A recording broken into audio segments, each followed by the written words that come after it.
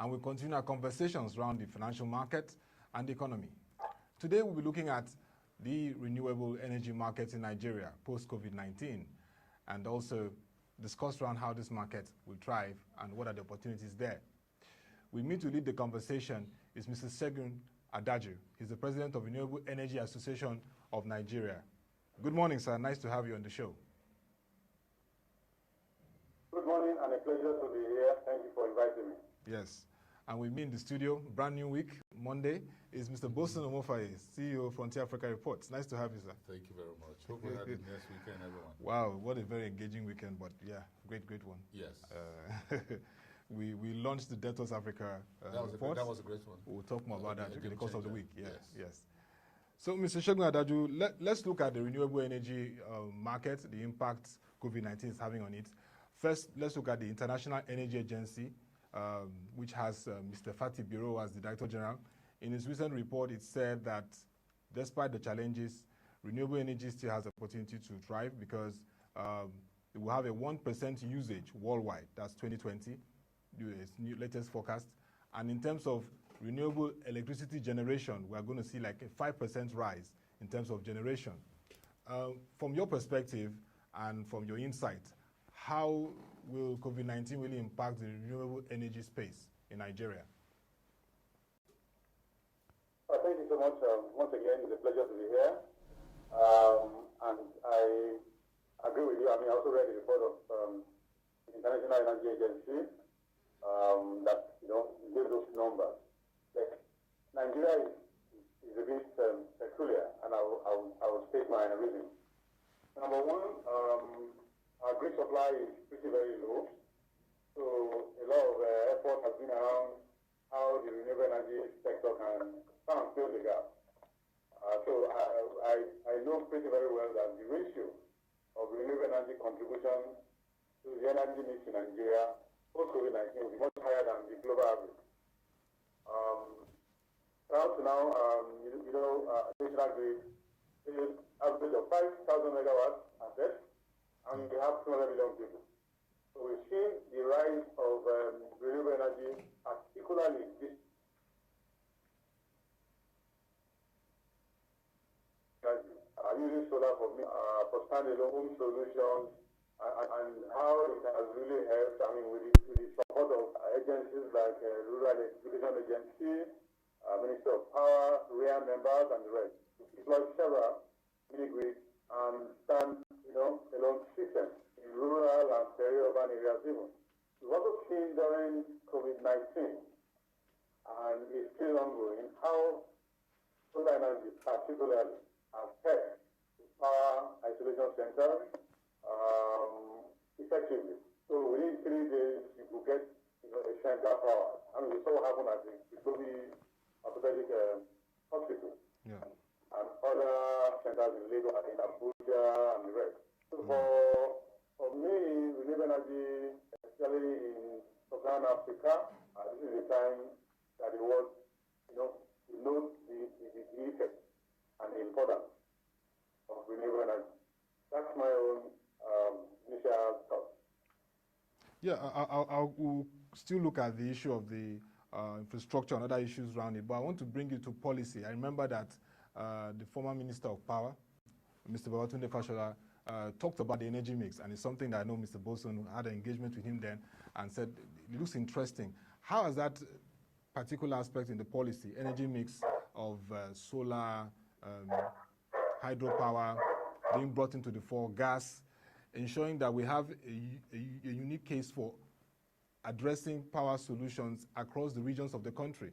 Because he was saying that it doesn't make any sense to power gas to the north when you can use solar and other solutions. So how has that energy mix policy helped the renewable energy markets in the country?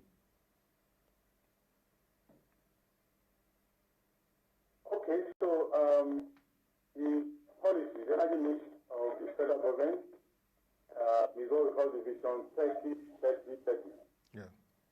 And it says that by 2030, Nigeria will be generating 30 gigawatts. That's 30,000 megawatts. Yes. And that 30% of this to come from renewable energy. So for us in the Renewable Energy Association of Nigeria, own vision is vision 30, 30, 40. Let me explain. So, I think if Nigeria will generate 30 gigawatts by 2030, minimum of 40% of it must come from renewable energy. Okay, so that has set the tone for the various policies that have been, put in place, enabled, even by government. And I must also give it to the government in the last 5-6 years in terms of policy framework. There are several policies that have been put in place to support this vision. It could be better, but I tell my colleagues that it's far better than when we started 7-10 years ago. Okay, so I'll mention a few of these policies. There is the Nigerian Renewable Energy and Energy Efficiency Policy that sets the framework for the contribution of renewable energy to the energy mix, and that's where the Vision 3030 comes from. We have the Nigerian Renewable Energy Action Plan, which is a fallout of that policy. We even have the Nigerian Energy Efficiency Action Plan too. For example, one of the action plan under the Sustainable Energy for All initiative that Nigeria also, developed its own plan by domesticating that plan, says that 13 gigawatts of off-grid solar will be generated by 2030. That is 13,000 megawatts of solar that is not connected to the national grid. So you're having mini grid, you're having a standalone system for rural communities, you're having pico solar solutions, you're having a small hydro in a community that can power an entire village or town. Total of it, minimum 13 gigawatts must be from, in fact, the solar component of it is 30 gigawatts. So solar alone. And by the time you add biomass, you have small hydro and some small wind. That shows that the policy is also looking at the right direction. We also have the mini grid policy, which the Renewable Energy Association of Nigeria was also a major stakeholder in formulating that policy. That mini grid policy is being mentioned as one of the best mini grid policies anywhere in the world. And so we give it to government for being able to do that.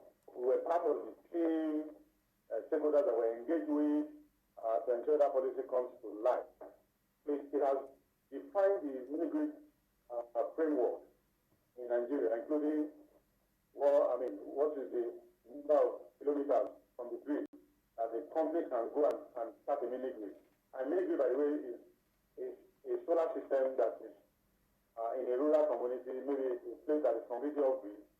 It's like a grid, and then each house is connected. So you have to do your transmission at that local community. It's like a subset of the super grid we have in Nigeria. Okay? So you have a community in Bamu that was done by one of our members, Rubitech Solar, for example. So you have a grid that is connected to that community alone. And so the policy makes provision for what we call distribution aspect, that is the transmission lines and the rest. And also the generation aspect, so the solar farms in that community. It gives a template of how project developers can be charged, what rates can be charged, how you can determine the pricing. It provides for community consumer protection, for example.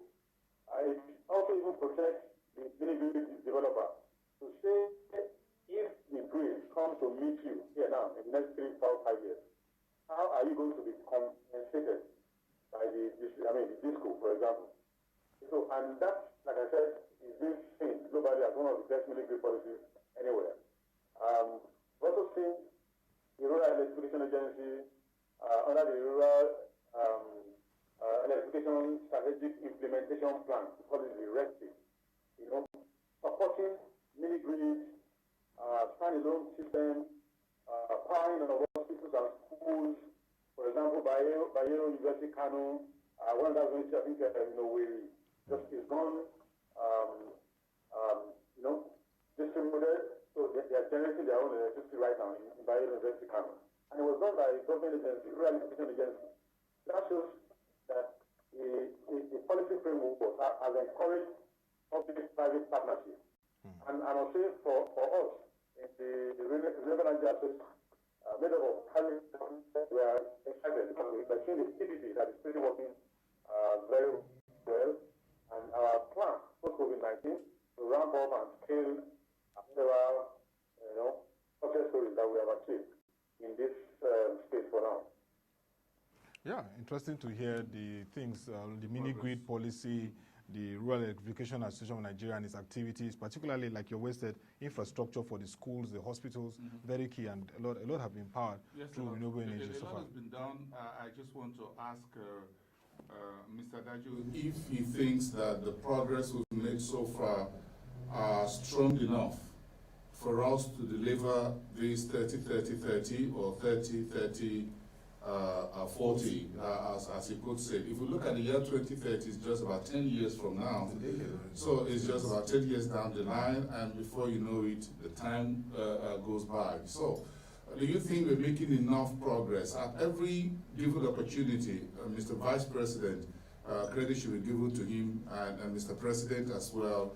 I'm sure there's hardly any speech delivered over the last 1 year or so without talking about renewable energy, renewable energy, renewable energy, renewable energy. Even during this pandemic, the government at the very top keep talking about the need for renewable energy. So we must give that to the government in terms of the talk. But in terms of walking the talk, that's another a different game. How much more do you think we can do to fast track this renewable energy delivery so that perhaps we can meet the target of this year 2030, 40, even before that year, and we can move on to the next level? Because again, the issue with fossil fuel energy, what we call dirty energy, is becoming a major concern. Companies and organizations around the world now wants to fund more renewable or clean energy rather than dirty energy. What's your take, sir? Thank you so much, sir. I agree with you, and I also want to give it to the Vice President. For example, while he was acting president, he created a roundtable called the Nigerian Renewable Energy that was reporting directly to the government, and he still does as Vice President. And it was that roundtable was also put together in partnership with REAN, Nigeria Economic Summit Group, and several development partners. So that shows some commitment to the renewable energy sector in Nigeria. I also agree with the president that there was some pronouncement in the last few days. I also show that Nigeria will go in the direction of solar power, for example, upgrade energy provision for a huge number of SMEs and households. So good effort. Nigeria has also been party to the development of the action plan for achieving the climate change agreement that was also a signatory to. So the national economic commitment also that for Nigeria to be able to meet its commitment under the agreement that we've already signed, the Paris Agreement. This is the template. This is the action plan that Nigeria needs to take. That was part of the Ministry of Renewable Energy, and I was one of the local experts that put together the action plan that the energy space. And if you look at how the numbers are being shown and indicated, it shows that there is serious commitment to achieve this number. So for me, I believe that we can. Now, what I'm not so positive about it, I've also seen members in the private sector, and I will cite example of members of the Renewable Energy Association of Nigeria taking this initiative by themselves. And so we are seeing it as business. We appreciate government policy framework. We are asking for more. There are some, engagement we're also having with government now to say to achieve much more than what you have envisioned, like 40%. We advise you do this and this and this. Why are we saying that? We've seen other countries doing that. We've seen Kenya, we've seen Ghana, we've seen Bangladesh, we've seen Brazil and the rest doing things around this to be able to achieve their vision. So, for example, some concessions are normally given to renewable energy companies when the company industry is still nascent, when the industry is developing, you have in Kenya, Benin Republic and Togo recently also gave a waiver. For example, import duty waiver, for example, because we know this is critical to the energy space. So if you can give a waiver, import duty waiver to the health sector around this period, so that we can increase our local capacity, we can set up local health facilities instead of all of us going to India and the UK. COVID-19 has shown that this can happen and nobody can go anywhere. So it's in the best interest of Nigeria to develop the health sector the way they have approached it. So there is a $100 billion line for interested organizations who want to set up local health facilities that are world-class. So we are saying for the health sector to operate effectively, you need power to also be regular. So we're also saying the same thing you have done for the health sector.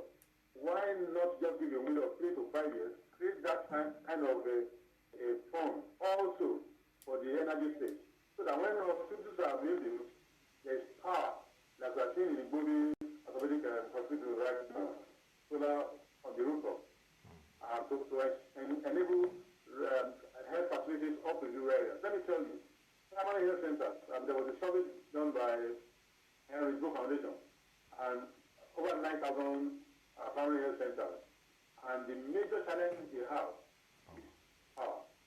And to get the grid to supply those rural communities will take ages. So the fastest way that you can deploy energy in those locations in 48, 72 hours is off-grid solar, for example, or mini-grid, or small hydro, or biomass. So we feel that this figure is achievable because as business people we are seeing a gap in the market. And then we are seeing the market also in that gap. And they were just going as business people, setting up commercially viable enterprises, deploying solar. For example, my team, during this lockdown, right now, some guys are climbing the roof of some facilities, health center, schools, deploying solar. So for that, we feel very strongly that it is possible to achieve this if government sticks to its vision and the commitment they have shown. If the right framework is provided for companies to do pretty very well, if local content is encouraged, so we are saying now, during the lockdown it was a bit difficult and it's still pretty difficult now to bring panels, for example, from China. So that means there could be an act of God, beyond our control, that will make it difficult to import panels from China. So why can't we set up local manufacturing of solar panels? Why can't government create that enabling environment? Why can't we manufacture our batteries locally? So some of us in the industry are already taking these steps to say, hey, myself and 2, 3, 4 colleagues, we want to set up a solar manufacturing plant. We want to approach a state government that will give us some concession to set up that factory there. We approach Nigerian Investment Promotion Council to say, you need this in concession. We'll set up local manufacturing of solar, and we have one of the best materials here, silica. Do this. We shouldn't be importing all the time. So I feel this is the right time for Nigeria across all sectors to look inward, and particularly for energy space, for us to be able to provide the materials, the human capacity that we require locally. Why must I go to India for medical tourism? I had an illness sometime 4 or 5 years ago. I didn't have a choice to go to India. Why should it happen? India developed its own local, capacity in the health sector. India provides almost over 60-65% of its solar power needs in terms of panels, batteries. We import a lot of panels, batteries from India. Can't believe, just imagine. Meanwhile, we can set up this locally, transfer technology, train our people, create more jobs, and then we achieve this vision 30-40.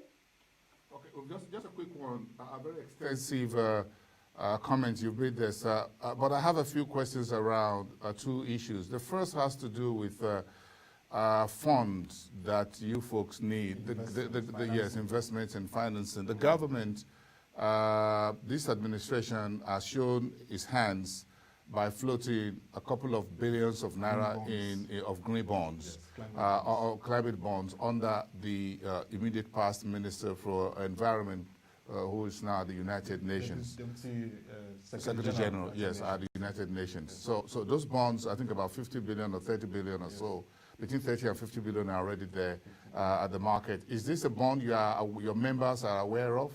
If yes, is this fund accessible to you? Is this something you would want?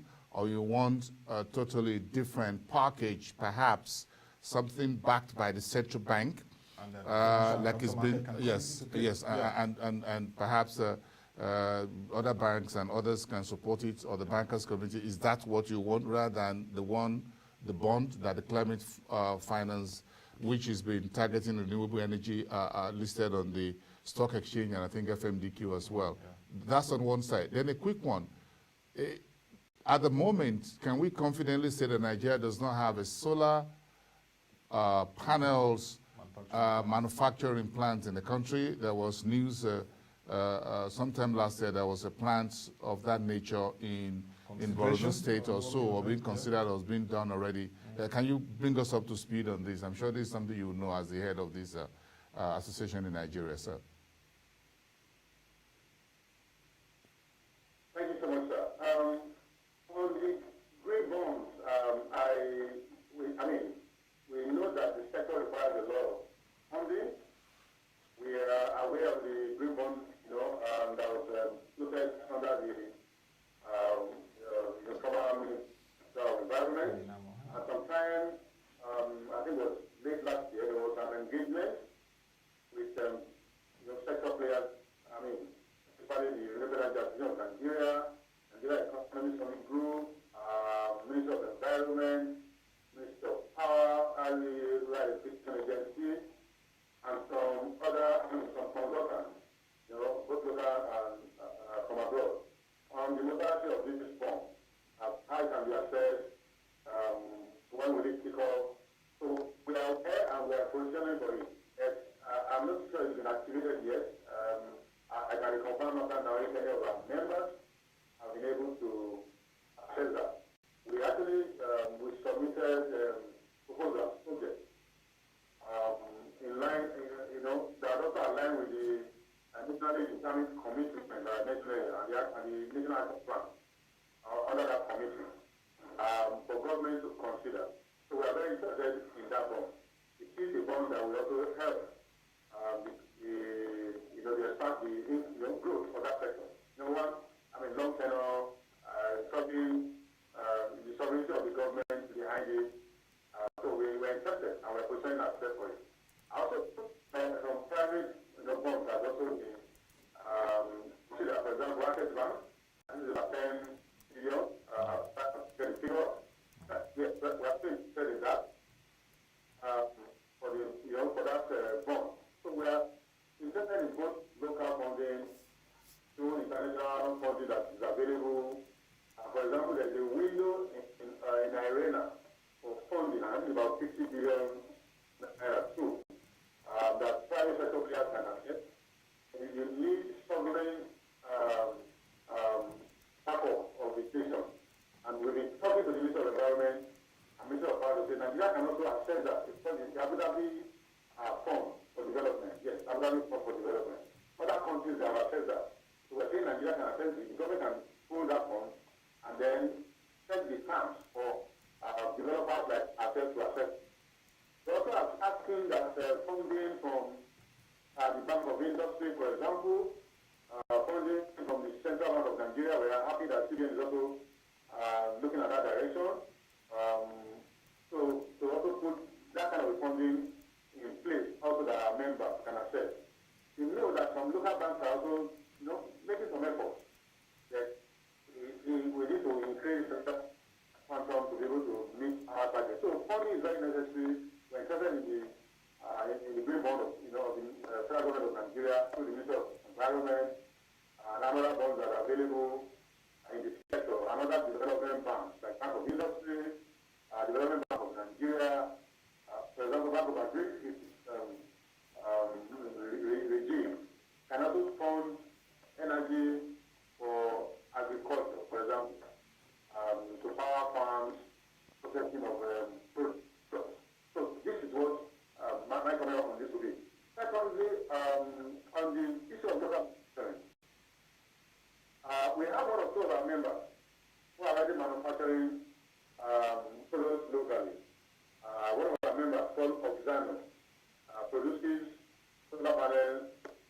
locally, and it's of good quality as compared to what you can get from China and India and the rest, and it's also competitive.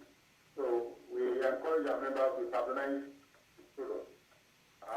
But the capacity is, I think, it's still about 10 megawatts. So, and if you look at the capacity in Nigeria, if I add another market and all the other imports, all the Chinese products, it's still 500 megawatts per annum. So 10 megawatts is still, a scratch out of all this low number. We also know, for example, government has an agency called NAFENI that is also producing solar panels.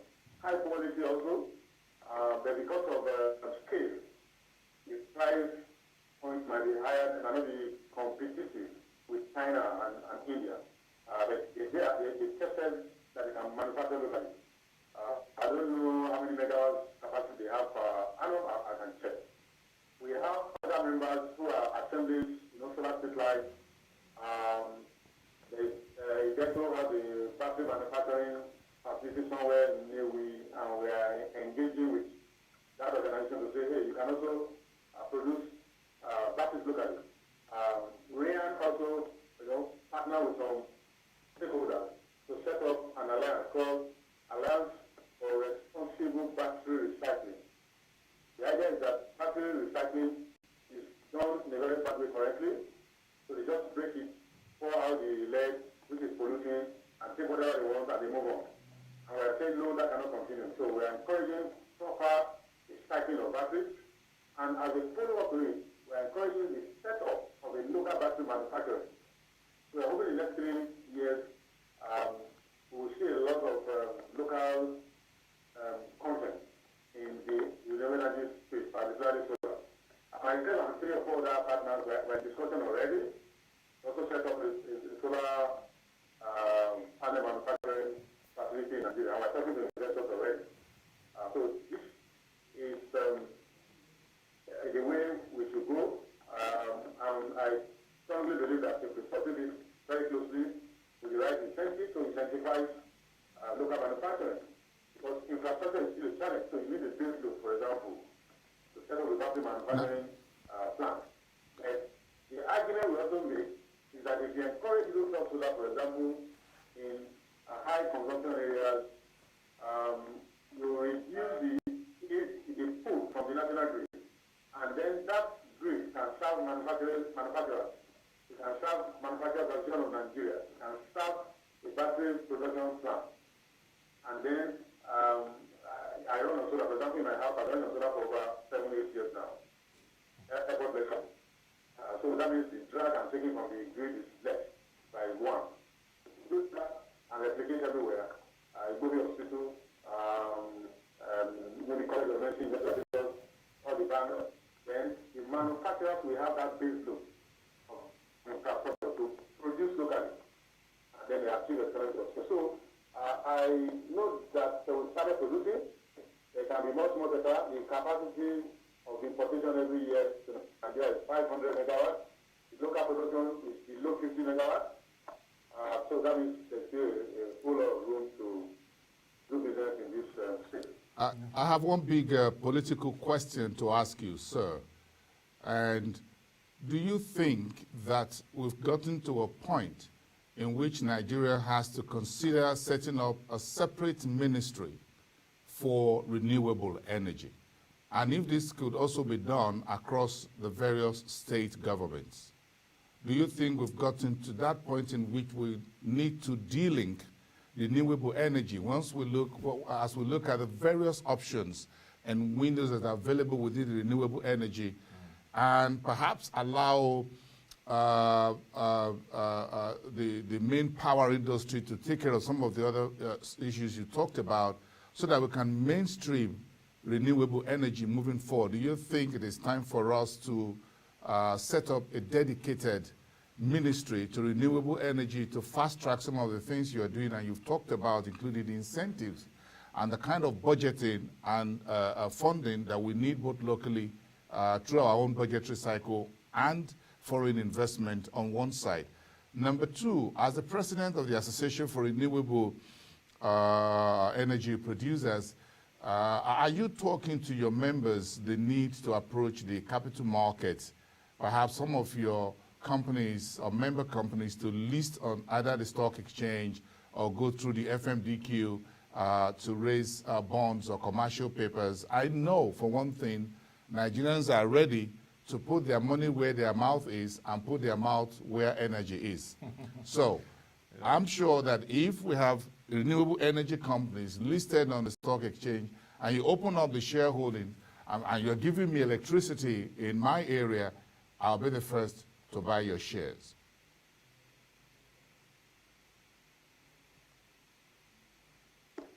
Yeah, thank you so much, sir.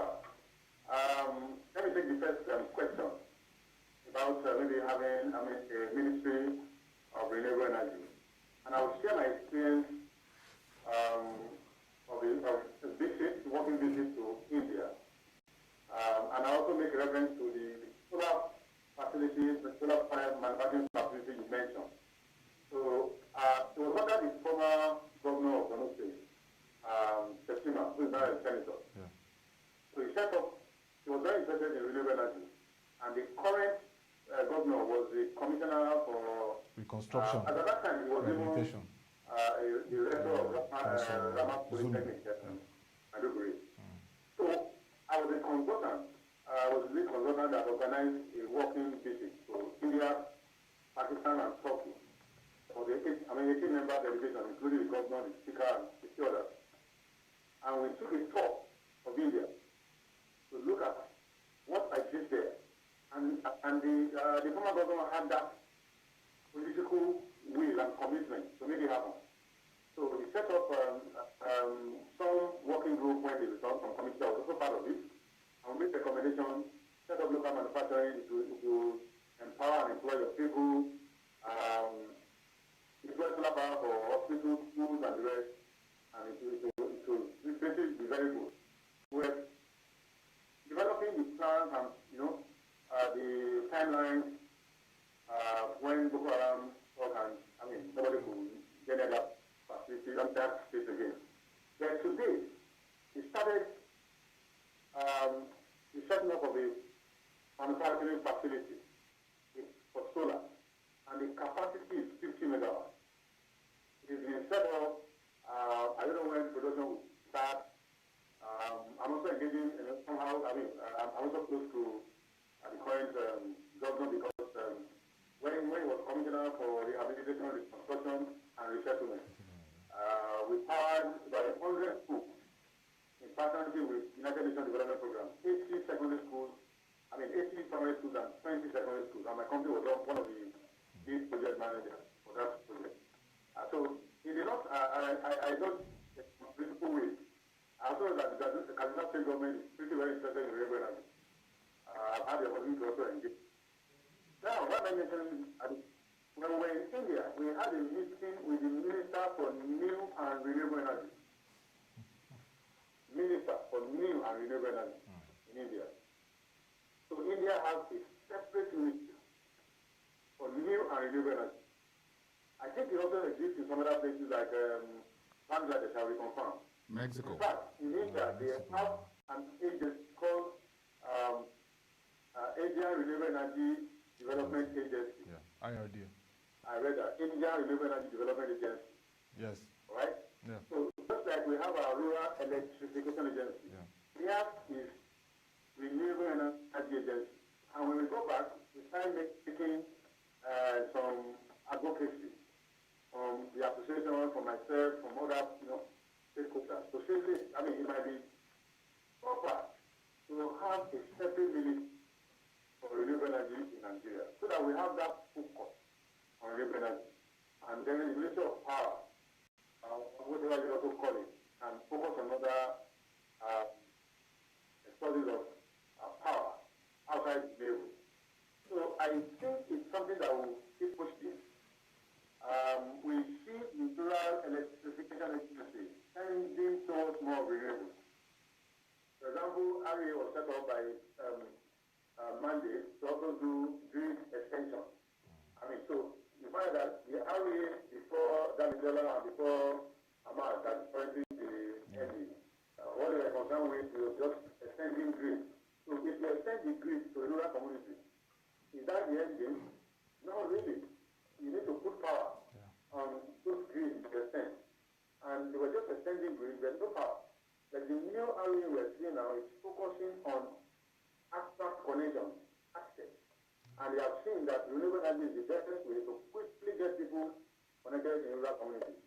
So for me, for now, REAN is my own sort of renewable energy agency, which we're still pushing that at some point in time, why not just make them renewable energy agency of Nigeria, for example, and then set up a proper ministry for new and renewable energy, just like we have in India and other countries.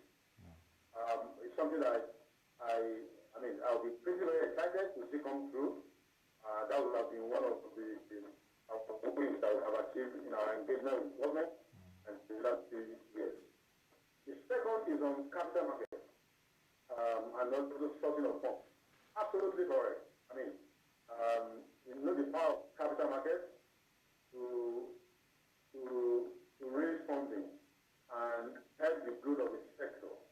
So if, for example, telecom are considering listing on the stock exchange, other sectors don't have any other excuse, for example, to list it. Yes, we also know that they come in stages. For example, if you want to list, there are a lot of things to do. You need to pay a company for proper listing, good corporate governance.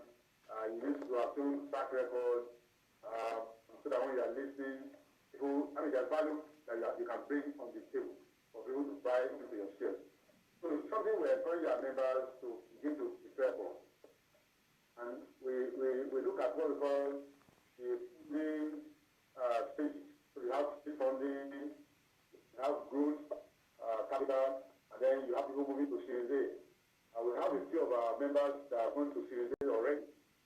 So Energy raised $9 million, Rentals raised $50 million.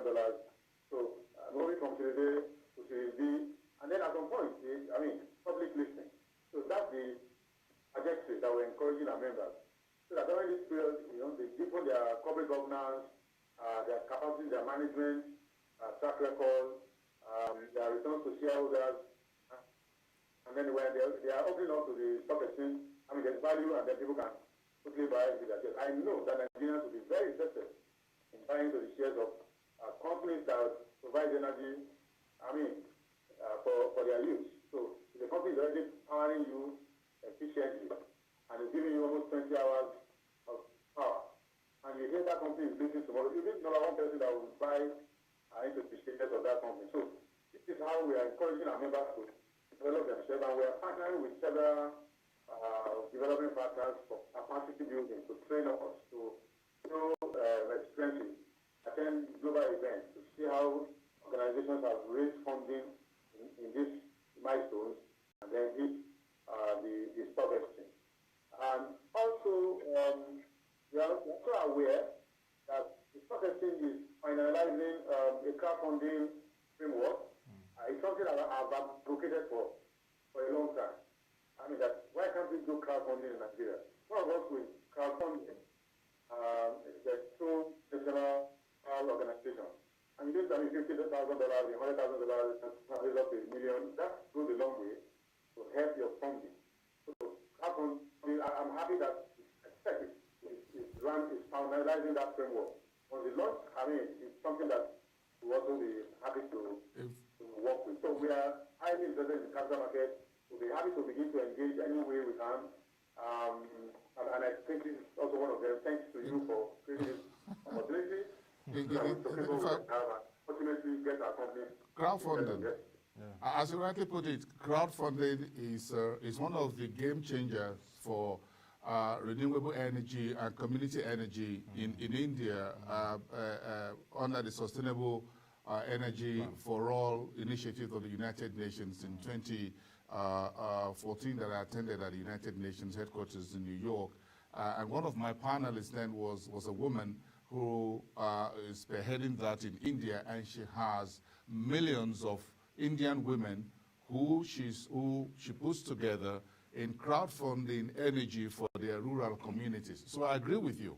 Instead of just putting rural energy electrification in Nigeria by just pushing that, why don't we allow these rural communities, small communities, to crowdfund their own energy and allow the licensing or registration of this or whatever energy form they have locally to be done very easily within the local government and state government, which is what is done in India.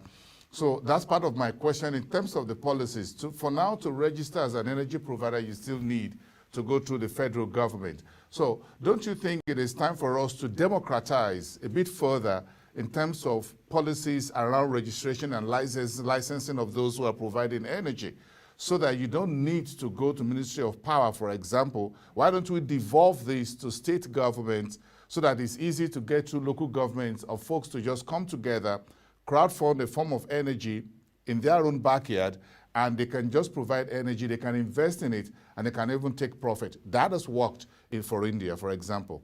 What are your thoughts, sir? Okay, thank you so much. I love the bit of that question, but I think I have general an idea of what you asked. If I miss any out, please let me know.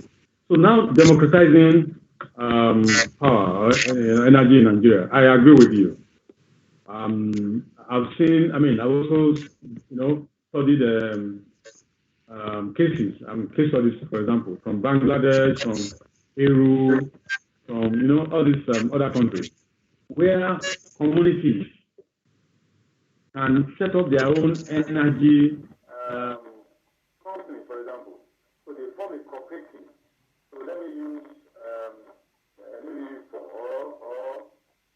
Shaki, for example. So the village around there, they come together. They form their own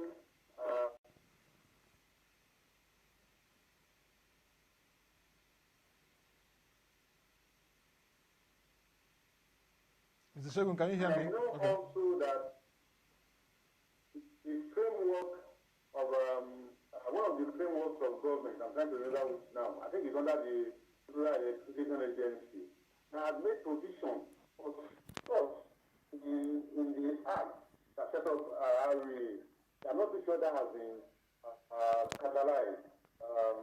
But I also know currently that there is a threshold of the energy you want to generate, that you don't need to go to the Ministry of Power or Nigeria Electricity Regulatory Commission to get a license. For example, if you are doing a mini grid that is below 100 kilo, and you do not need a license from NET, from Ministry of Power. All you are advised to do is just to register. To say, I'm registering my facility here, it is 80 kilowatts. I just want you to know. Although there's a provision that if you register it, when the grid comes to meet you, they will support you in negotiating with the discourse so that they can buy you out effectively. Then you can set up a solar solution equal to 1 megawatt if you are using it yourself. So if I have an hospital and I want to power myself, I'm not selling energy to anyone. I want to set up a 1 megawatt or 990 kilowatts. So that is below 1 megawatt. It's 1 megawatt and above that you need a license. So I can set up that facility as long as I'm not sick. I can generate and use. In fact, there is another policy that we're looking at, which is the maximum demand users. The one policy that Father Abdullah also came up. Where you can, for up to 2 megawatts, they're asking up to 5 megawatts. You don't need any. I can approach an end user directly. I should be able, without going through the disco. It creates bureaucracy. The disco will tell me I'm competing with him or, on his jurisdiction. If I have that capacity, that I can deploy 2 megawatts to an hospital without going to any distribution network, that is the democratization. So I see that already starting. So I can power your house now up to 100 kilowatts. So you need solar or an hospital. And I don't need a license. Even to 50 kilowatts, once it is only you using it. Even to 1 megawatt, You're not selling to anyone. I'm selling now, then I have to go to next for license. So gradually we have seen that, and I also feel from now that is not too bad because we also need to ensure some regulations. For example, there's what we call the grid code.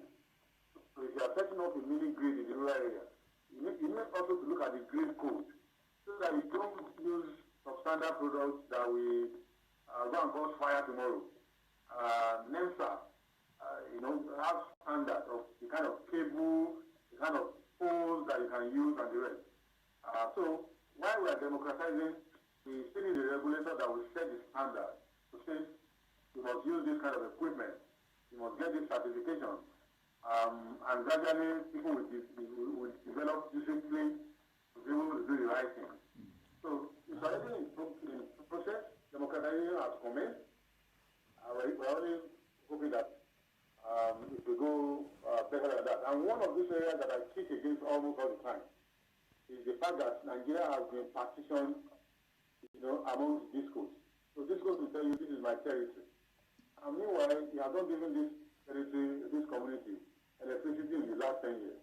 Why are you debarring me from going there when I can power them in one week? Thank you. And we not collaborate. We have seen that already happening. Thank you. You made my heart glad.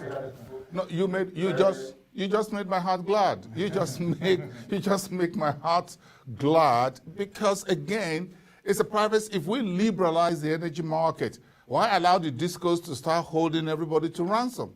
And then foreign or local investors can just come. In fact, you can have a bank, for example, in Nigeria, that looks at a particular community, maybe where I come from in Kogi State, and say, look, we can crowdfund, we can have an arrangement with you guys to have your energy, just get the necessary regulation and guidelines so that we don't burn up everywhere and make sure we have the right equipment. And they just say we can do it. Then everybody can we can generate there, the bank makes money, they make profit, there's a dividend that comes back to me if I live in that area, and we can catalyze light manufacturing, small industries, and get our productivity up and running. But like you rightly said, look at the entire Northeast, for example, under the Yola Disco. All the way to, if you look at the Disco, for example, that has a catchment area all the way to E4, for example, just at the back of yard of Lagos.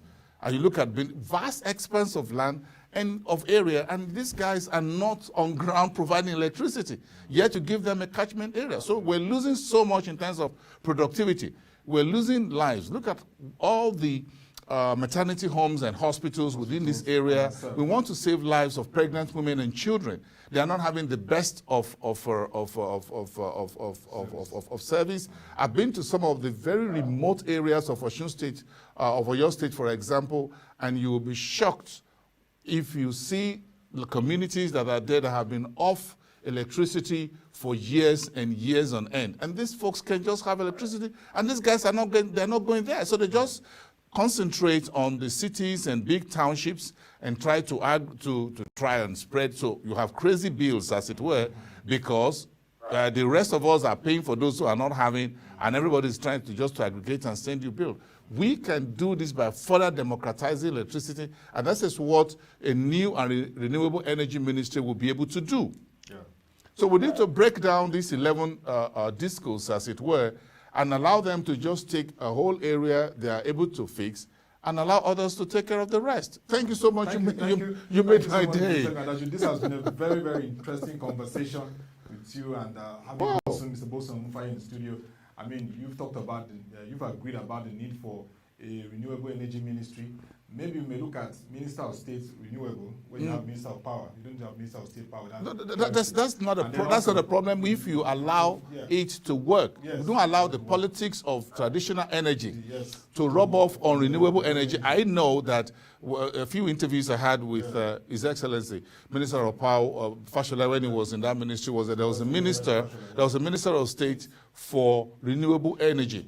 But again, when it gets to the conversations, if you look at what the Mr. President and the Office of the Vice President is moving and everything that he has complained, if you look at Borno State, Katsina, Kaduna, and others, it is time to have a separate and standalone. Ministry of the Niger Delta is good if it's working. We cannot afford to have a Ministry of the Niger Delta and we don't have a Minister a Ministry of New and Renewable Energy. That covers every part of the country. That will help. That's a new level for That's a new level for energy anywhere in the world. It will allow us to see. You will be shocked, Otto, how many of the international oil companies and investors will come into that ministry and they want to fund the companies under Mr. Segun Association. You'll be shocked how much foreign capital will come in. Because there are trillions of dollars sitting down for clean energy. Yeah. But if we don't mainstream it, as long as we hide it under the existing Ministry of Power, investors will continue to see our conversation as just talking on paper. We need to walk the talk now. We need to walk the talk. So let us tear up the ministry and have a standalone renewable energy. And let everybody begin to source its own energy. It's going to be cheaper at the end of the day. It's going to be easier for me. It's going to help me decide where I'm going to live, where do I set up my industries. I look at the people who have decent life and decent wages. That will even prevent the rural-urban migration.